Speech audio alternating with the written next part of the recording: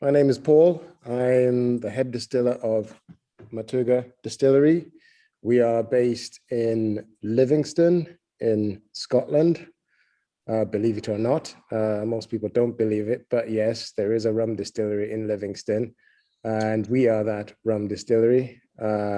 We've been going for a good almost 3 years now as a distillery. The brand itself is about 6 years old, but the distillery about 3 years old now. Excellent.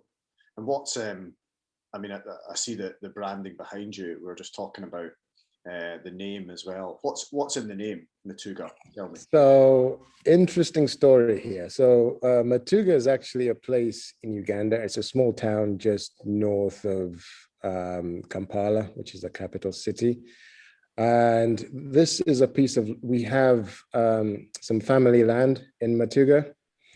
And this piece of land I hadn't seen because, as you can tell from my accent, I've been away from Uganda for a long time, a good 20 odd years, maybe more than that. And basically, after my wife, Jacine, and I should mention Jacine, she is the CEO of our company and my boss, so I should do that if I want to keep my job.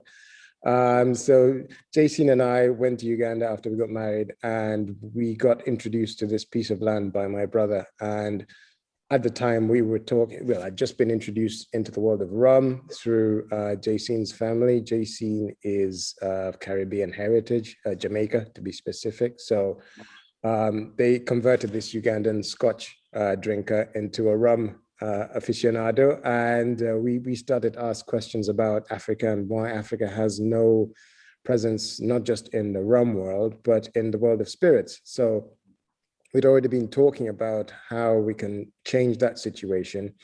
And so while we were walking around this piece of land, my brother mentioned to me that this piece of land used to be a sugarcane plantation. And when they bought the land, there was actually equipment for harvesting sugarcane still in place. So this equipment hadn't been used for about 25 years. It was owned by an Indian family that had to leave because of Idi Amin, ETC, and all that, way before I was born. And you know, it just was just there rotting. So basically, they decided to get rid of it. It was rusty, but you know, as soon as he mentioned that, Jason and I looked at each other and we knew that we had to build a brand for sugarcane-based spirits in Uganda, and we're going to call it Matugga because this is a piece of land that we can maybe in the future turn into our distillery. And the journey has just moved on, and that's sort of what I'm talking about 7-8 years ago. And we set up the brand in 2015. We had the juice being produced by a distillery in England. Mm-hmm. And we got into the market and really learned as quickly as we can about sort of branding and distribution side of things. Yeah. And fast forward to today, we set up our own distillery, took production in-house, and we've expanded our product range significantly. And we are 100% into the rum business right now. You know, for the first sort of 3 years while we were having our product contract manufactured, I was still working as a civil engineer, and Jacine was still working in her corporate marketing job. But now we're full-time in the spirits business. Where does the logo come from? The logo was designed actually by a couple of friends of ours, and the brief was, you know, let's try and bring African iconography into design. And you can tell with the sort of the diagonal lines, the use of diagonal lines is basically, if you pick up quite a lot of African print, if you're ever in West Africa, especially, you pick up sort of tie and dyed cloths and stuff like that. The use of diagonal lines is very prominent. So the designers really took that upon themselves to bring Africa into the whole model, which is what we're trying to do, was to bring Africa into the world of spirits. It's obviously become a lot more complicated since we set up our distillery in Scotland, because now we are African, Scot, Caribbeans type thing. So it's what JC likes to call the rum triad. So we have to straddle these cultures and bring those identities within the brand. So it's not just about Africa, it's about Scotland as well. It's about the Caribbean as well, which is where we learn a lot of what we do here. And we did a video last year showing what we do in terms of our techniques. And a lot of our techniques come from, are educated from, Jamaican rum making or Caribbean rum making in general. So the use of pot stills, the use of dunder, the use of wild fermentations, all of this science around that developed in the Caribbean. And there is not a lot of technical documentation about it. So in some ways, you've got to learn how it's done in the Caribbean by word of mouth and reading whatever papers you can find, and then doing trial and error and seeing what works in Scotland, because obviously the weather is slightly different to what it is in the Caribbean. Oh, yeah. So at the technical level, it's very challenging for everyone, particularly newcomers coming into the business, those that are actually distilling from scratch, which is kind of why we're setting up an association of Scottish rum.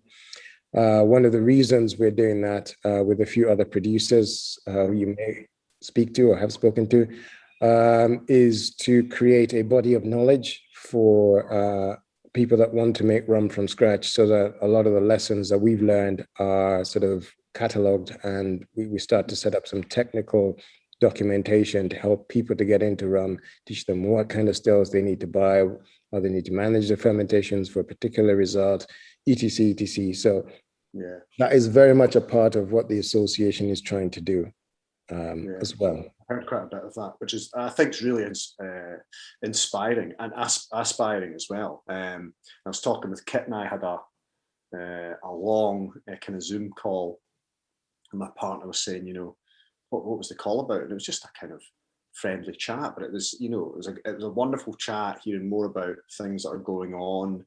What are his thoughts? What are your thoughts? What are the collective thoughts? What were my thoughts? And really, really interesting, for the companies that are coming through, and especially when you can't take away from the Caribbean what they do with rum, and I think the styles, particularly, the production, and it's such a huge category. You talk about sort of Africa, Scotland, Caribbean, and you've got this massive demographic across the world that, enjoys different varieties of rum, different styles. It's not for me to say who should drink what. I hope they drink, better rums, and rums of kind of true value and quality, heritage. But it's incredibly exciting. It's something, watching the kind of Scottish rum scene start to pick up and what people are doing. And, it's not, at times it could be a very scary proposal. Think about people going, we're going to set up a distillery. We're going to do this. It's not an easy feat by any means. And then it's challenging. It's mentally challenging, and it's one of the things that is, I can see that happening in Scotland, where a lot of producers are thinking, well, okay, we're not going to do scratch production, because it is daunting. It's I'm not going to lie, it is very difficult. We are 3 years in and we're still learning. So if you don't have an attitude of patience and continuous improvement, then you're probably best doing what most people are doing, which is buying it in and doing and sort of, embellishing it whichever way you want to do it. You can age it or add stuff to it and spice it, etc. But yeah, if you're going into production full scale, you need patience. You need a really technical mindset and sort of really study and take meticulous records and try different things.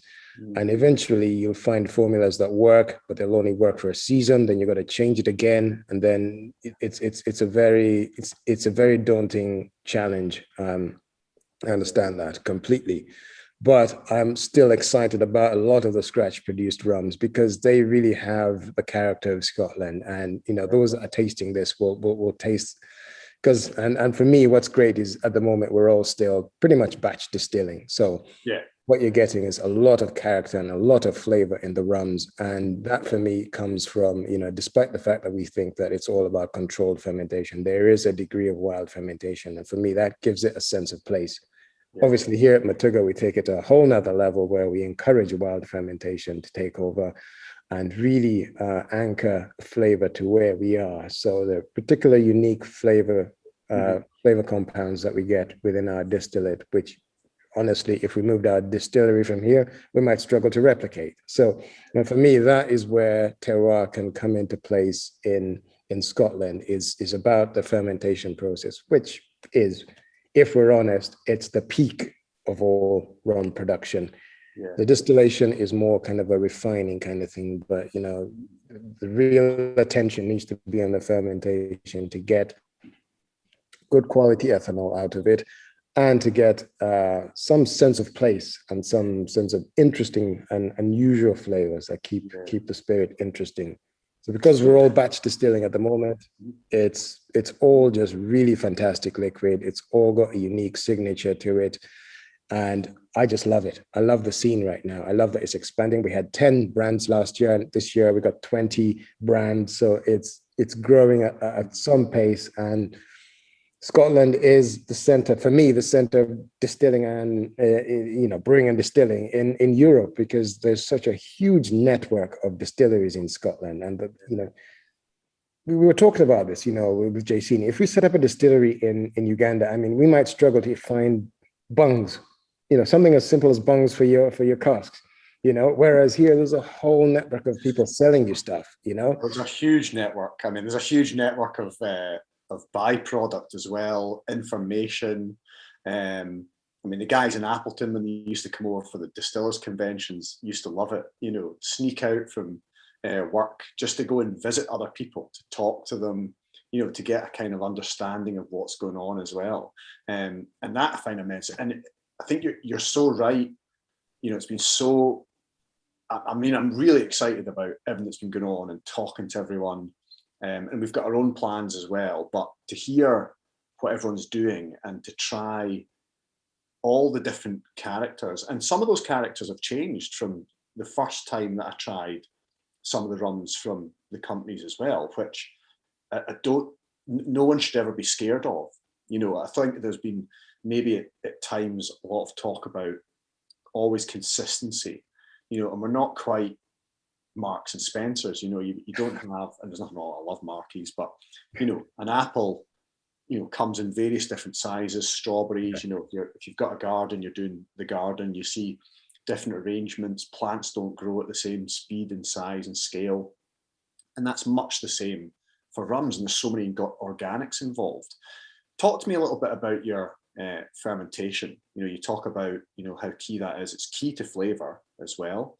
How are you? What's the process of your fermentation? So our fermentations typically are 7 days, but it can be longer. And like I said, we are constantly working to improve. We've got lots of experimentation going on now. But our standard fermentation is 7 days. So first 1 to 2 days, we are creating ethanol. That is the mission, right? So we are a business, and we're in the business of selling tasty ethanol. So the ethanol needs to come to a certain level that we're happy with it. And then the next 5 days are all about flavor development. So we do not add any bacteria or any yeast in that phase. So we only add commercial yeast to give us the ethanol in the first 2 days. That yeast flocculates, i.e. it just basically clumps together at the bottom once the sugars are consumed. Well, the sugars that they can consume, there are more complex ones that they can't consume. And once they've settled at the bottom, then the party shifts to the bacteria and the wild yeast. They start to consume what's left over, and then they create a whole host of other volatile compounds that create what some people might term off flavors, but in a controlled manner. So it's controlling the length of distillation, which people might think counterintuitively that it's lessening the length, but actually, if you increase the length of fermentation, those off notes then transform into stuff that's actually tasty. So it's about knowing when to stop the fermentation when it's actually matured. Effectively, you're doing like a mini maturation of your fermentation. Yeah. For that next. And that's very specific to you as well, for the kind of flavor that you're looking for from Matugga.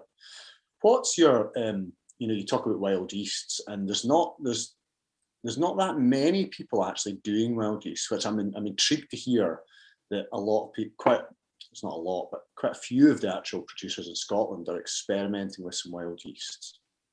I think the wild yeast in Scotland have been drinking too much whiskey, because what we tend to get is very whiskey-esque notes from our wild yeast here.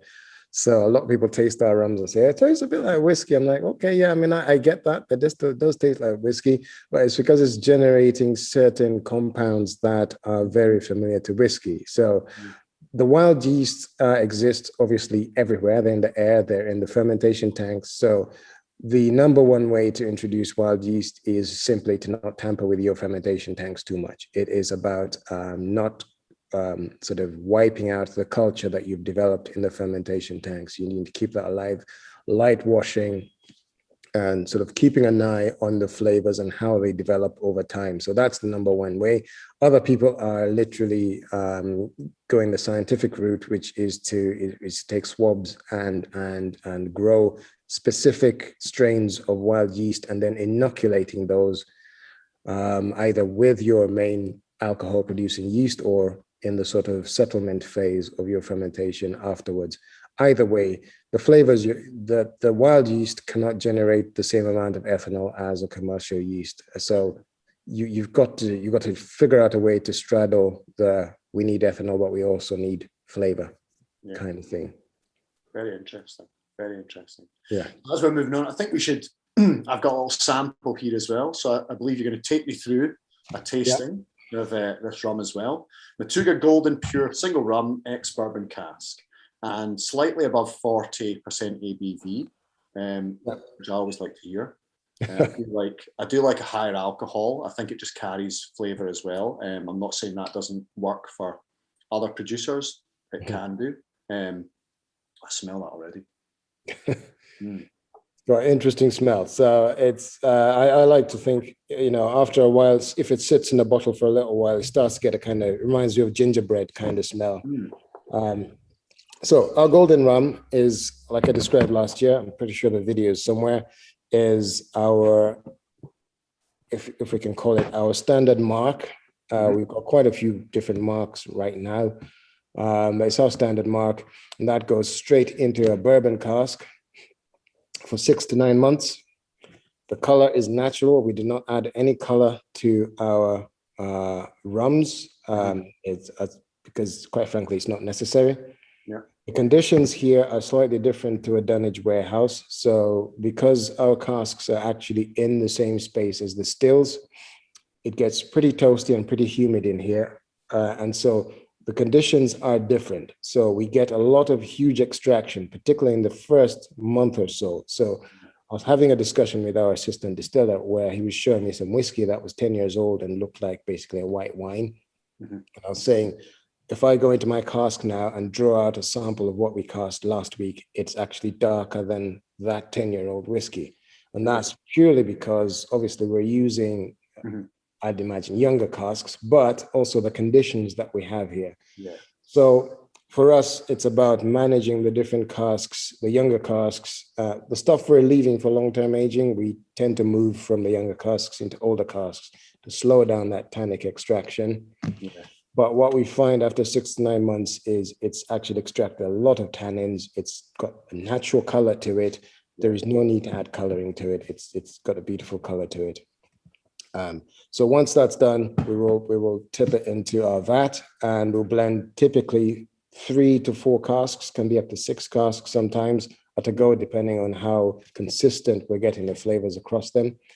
And then we will reduce it to bottling strength. We will add, we do add sugar. We add 2 grams per liter of sugar. Like I said, the tannin extraction is excessive.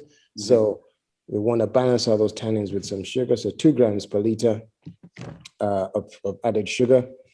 And then that's it. It is filtered and bottled. So what we're getting in the nose for me, like I say, after it's sat in the bottle for a little while, this bottle's been there for probably a few months now. So it's developed a little bit of that gingerbready nose to it. The one your sample is probably less so, but I tend to get gingerbread and a kind of fruity nose straight off the bat. So you're getting your classic rum flavors of banana and pineapple off the nose. There's also a smoky whisper if you can get it. Yeah, a little bit. Yeah, I was going to say it's even, maybe like a toasted banana, you know, that kind of, there is a lingering kind of smoke coming through there. Yeah. Very, very fruity as well. Yeah, it's like plantains, like if you had barbecued plantains, that kind of flavor. So again, so we're creating a young rum that's easy to mix, easy to sip as well. So that's kind of the idea. The future is kind of different, but we can talk about that later. But on the palate, for me, what I tend to get before I taste it, I tend to get exactly the same flavors I've gotten here, but that smoky hit is a lot more prevalent. And then there's like a sweet menthol note. Now that's coming from the wild yeast. So when I talk about these odd flavors coming from the wild yeast, that sweet menthol minty kind of flavor comes from the wild yeast. So cheers.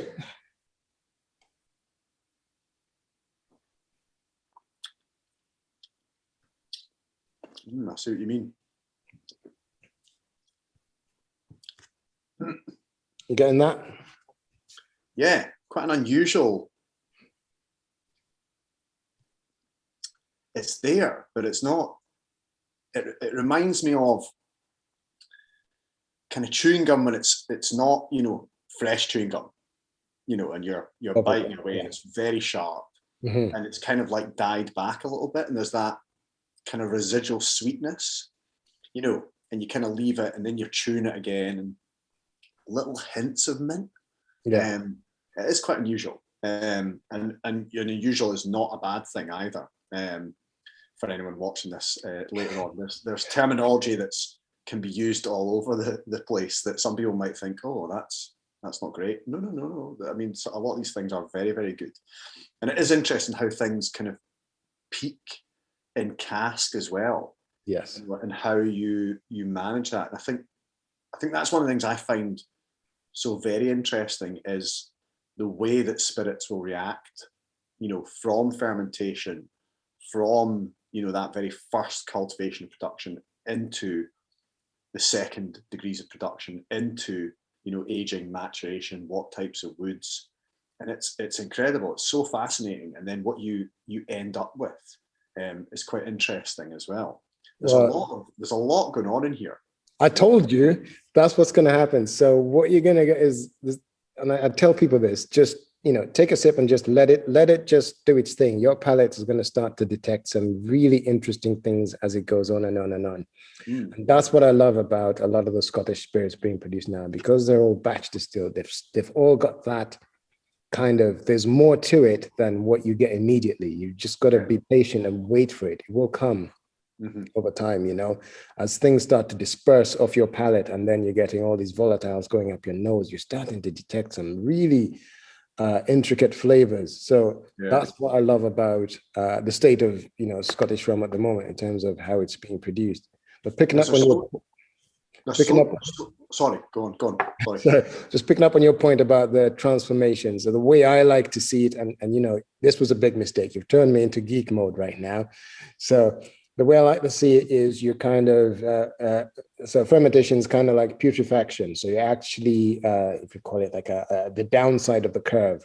Yeah. So, and then the distillation is sort of like the upside of the curve, and then maturation, you're going back down the other way. So you've raised it to its highest energy level by distilling it, and then by maturing it now, you're introducing more organic flavors into it, and it's getting more complex. It's kind of like, when we talk about a 28-day aged steak, this is what's happening. So it's actually increasing in complexity and flavor just through time. Yeah. I mean, time, there's nothing that replicates time. You know, I know there's been a lot of innovation going on through the years, and there's various producers out there in the world that talk about we can do the same thing applied through a science without giving the time effect. But it's you just cannot, you know. I mean, it's who we are, you know. We're built through time as individuals, our characters, you know, our personalities, our structure, you know, and we develop, you know, you develop so much over time. And I don't think you can ever, you know, it's a lot of money put into time, you know, put into barrel, sat away, let it rest, you know. And like you said, patience is an actual virtue that you must require. But then the results, you know, and especially I think for for yourselves, the excitement that must have, producing from scratch, and then the end product, having that bottle there, and the liquid itself, more than anything. It's quite amazing, and it always excites me hearing these different stories and different production. And then obviously you get to taste it, which is the end result of this love affair. And you're right about the flavor profiles. I mean, this is incredible. You get more, there's some orange notes coming through, little hints of like grassy notes. Yeah. And so different from all the different, every producer we've spoken to so far, they've got, what their ideals are, what their thought process is, and it's interesting because I think Scottish rum overall is working its way from a culture, from a thought process on, I'd look at it like the Japanese whiskies. They looked at Scotland and how they produce and how they want to then create or emulate, but also be different, and that's what I'm seeing with the Scottish producers, which I think is really, really, I mean, it's exciting, it's cool, it's honest and truthful as well, for the most part. And there's a lot of differences. So, not everyone in Scottish Rum Fest is going to be producing from scratch, like you said. There's others that are taking that sort of heritage of rum that's coming into the country, and then they are doing what they desire with it, or how they're managing it in maturation. But very different when you're going from scratch. Very different. Absolutely. You can't, I mean, to touch on that, there's no substitute for time. Time is everything in spirit making, particularly if you're making aged spirits, obviously, but time is everything. There is no substitute. So I've had debates with people about aging.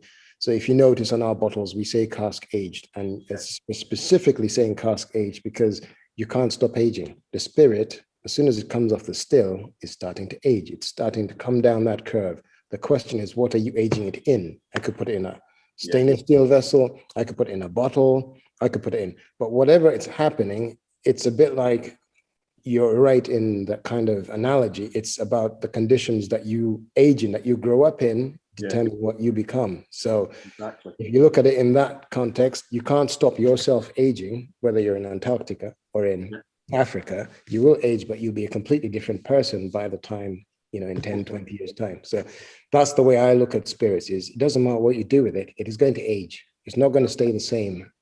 It's a great analogy. And it's a very good, it's a very similar, I think exactly the same, and you can see that from, if you've traveled to see other producers and, bourbon distillers, or whether it's Mexico and, Scotland as well.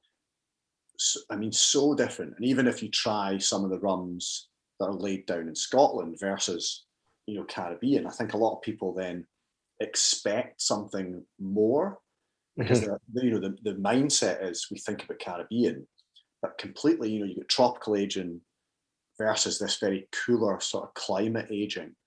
Very, very different, and it's time and place as well, which is, I think so unique. But I love what Scotland's doing. I think the bar is set for what is to come, and it's still very much in its infancy, and there's so much more to come, and every one of you is also talking about, we adapt, we change, we're still learning, and it's, I think that's exactly it. I know, I love rum, I'm an aficionado. I'm constantly learning about it all the time. It never stops. You learn something more, you seek out something, you go into the past to learn about old traditional practices, that are coming back as well. And it's fascinating to me. It's incredibly fascinating. Absolutely. I mean, it's a journey that we're going on with, everybody thinks it's all about sort of the rum aficionados and the journey that's happening with, with new products coming out and the whole excitement. But as producers, we've got the same excitement because things are changing. We're constantly adapting what we do. We're constantly experimenting. We're constantly trying to do new stuff, and we get the same excitement when it works. So this is what we release as our Mavuno range is. Our Mavuno is basically a harvest of our experimentation. So when we find something that actually works, we're so excited about it, we actually release it in limited editions. But the problem with it is you're doing it as an experiment. So it's really a tiny amount of liquid that when it works, you're like, we should have put a lot more liquid into that, but you just don't know at the start. So we've still got the same level of excitement that you guys have, that people that are not in the industry have, you know. Yeah. And that's the I think that's the beauty of it. And it's so much, you know, Kit was talking about like gin, and gin's obviously had a massive boom through lockdown. You know, it's gone from like 1 billion to 2 billion turnover. I think outside Edinburgh, I'm not sure now, I think there was like 60 plus producers. That's probably in its hundreds now. Yeah. And you're going to see that with rum as well. But I think it's the beauty of having all of you coming together, and you're communicating and you're talking as well. Yeah. And yeah, we can geek out as well. I love kind of what Scotland is doing, because sometimes the geek element can be, people think that sometimes they know too much. They don't. You know, we're constantly learning from it. You know, there are others there that are well established globally. You know, and then you've got this kind of young new movement coming from Scotland, but it's got a lot of heritage on the back of it. You know, across the islands. You know, Edinburgh, the bigger cities, Glasgow especially. We talk about it, it's not, you know, some of the history, it's not great, you know, and we're open about that.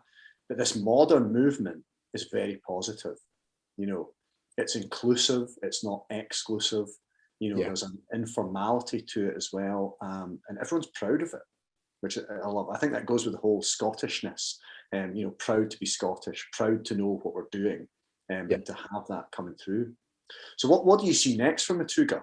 Anything on the pipeline? Well, I mean, if you watched the discussion between Dave Broom and Peter Holland last year, the one thing that Dave highlighted at the end was, you know, the industry just needs to get bigger. So, you know, it can't become like, you know, I don't know, Australian or Australian whiskey, where it's so great, but nobody can get a hold of it because just isn't enough of it, or Japanese whiskey at the moment. So the challenge for us as producers is to scale up while maintaining and improving, I would say, the quality of what we produce, so that there's more access to Scotch rum, not just within Scotland, but outside of Scotland. So that's, for Matugga rum and the rest of the producers, that's the challenge. We're happy that we've got more brands coming into the Scottish rum field. The more the merrier. If we can keep everyone within certain rules and regulations, informal at the moment. For me, I'm exceedingly happy. The industry needs to grow. We need more players in the game. We need to make Scottish rum more available in more volume. I mean, we are, if you compare us to Scotch whiskey, we're just like a speck of dust, right? We don't exist. So the challenge for us is to grow, to expand the business, to continue to inspire confidence in the category, so that we can get investment in the category, and all the producers can start to grow sustainably, and continue to create great liquid, great brands, great experimental stuff that keeps people interested and excited about the category. And we're doing all of that alongside everyone else. So the future is basically growth and improvement in quality. Going forward, not backwards. Brilliant. Great words, Paul. Great words. Thank you so much. And they are very inspiring. And when do you see yourself being open for? Do you do distillery tours? Pretty popular, particularly for people around Livingston, because they still can't believe there's a rum distillery in Livingston. It's like unicorn. So people want to come and see for themselves. So it's pretty popular. Come down and visit and see what we do.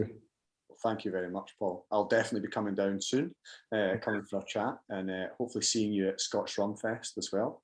I look forward to it. It's going to be really exciting. And thank you very much. Wonderful rum. Thank you. Honestly, can't wait to come and see you guys. And thank you for your time as well. Have a great day, Paul. Thank you. Cheers.